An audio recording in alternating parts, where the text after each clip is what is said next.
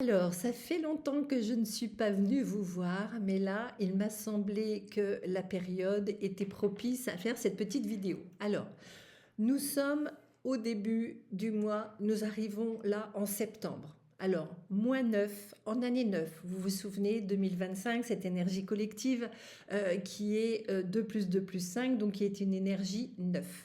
Cette année 9, nous sommes sur une fin de cycle.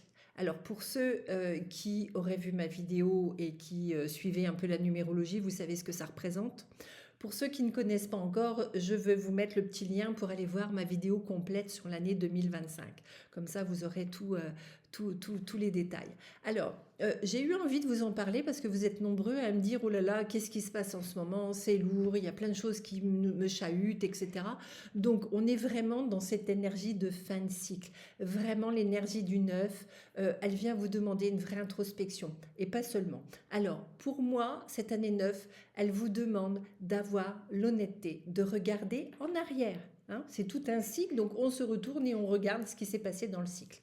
Ce qui s'est passé dans nos vies, bien sûr, les décisions que nous avons prises, mais aussi celles que nous avons eu peur de prendre parfois. Hein. Alors, bref, c'est une année qui nous demande d'être vrai dans nos relations et dans notre choix de vie. C'est une année qui nous demande de faire preuve de courage et de sincérité vis-à-vis de nous-mêmes et d'arrêter parfois de faire le Calimero. Alors vous savez, on est tous pareils, hein, c'est plus facile parfois de se dire que c'est de la faute des autres et qu'on n'y est pour rien, mais là, on ne vous demande pas ça. Hein. Demandez-vous aussi par quoi sont motivés vos choix et vos non-choix. Est-ce que c'est par peur? Est-ce que c'est pour faire plaisir aux autres? Est-ce que c'est par facilité? Tout cela, c'est important de se le demander. Alors, en année 9, on fait un vrai feedback sur tout ce qui s'est passé et on nous demande à tous un vrai travail de respect de soi, tout simplement. On ne vous demande pas là ce que pensent les autres, c'est vous.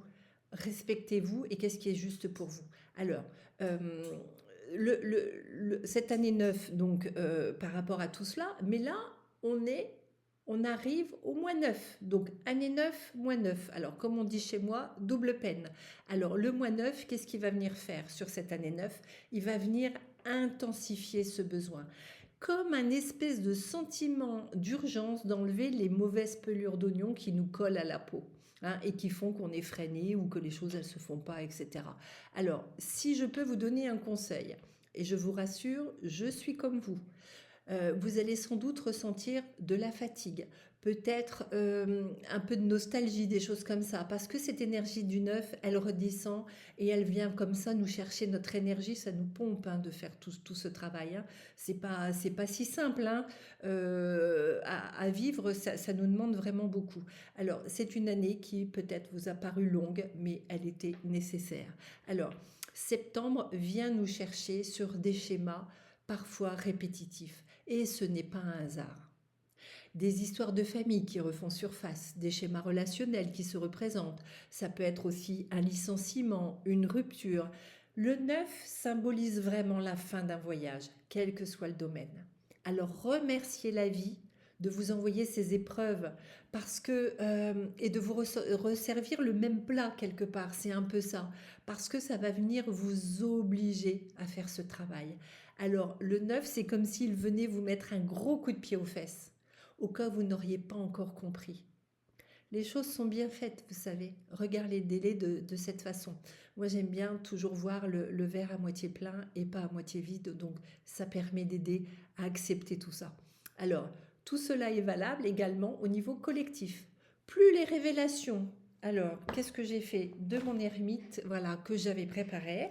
Alors, plus les révélations. Vous vous souvenez, je vous ai expliqué que l'ermite 2025, l'énergie du neuf au tarot l'ermite, il va venir éclairer ce qui est caché. Les révélations, les mensonges, les trahisons. Hein, je vous avais dit, avec sa petite lanterne, il va venir éclairer tout ce qui est caché. Alors ça, dites-vous aussi, même si c'est difficile, c'est pour nous aider ensemble à prendre conscience que d'autres valeurs collectives sont urgentes à construire. Pour moi, c'est son message à l'ermite. Donc que ce soit au niveau intellectuel, individuel, pardon, ou au niveau collectif, l'ermite vient nous aider à le faire.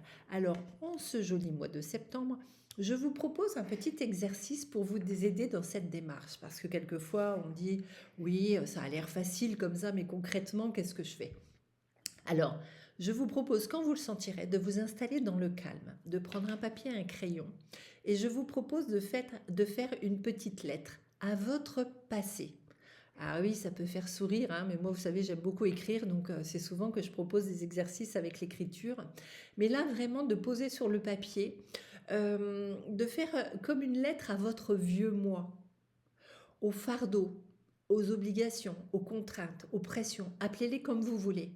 Mais tout ce que vous avez endossé jusqu'à présent et qui n'est plus juste pour vous. Libérez-vous en toute sincérité, car vous allez avoir besoin de place pour y mettre autre chose, ça je peux vous l'assurer.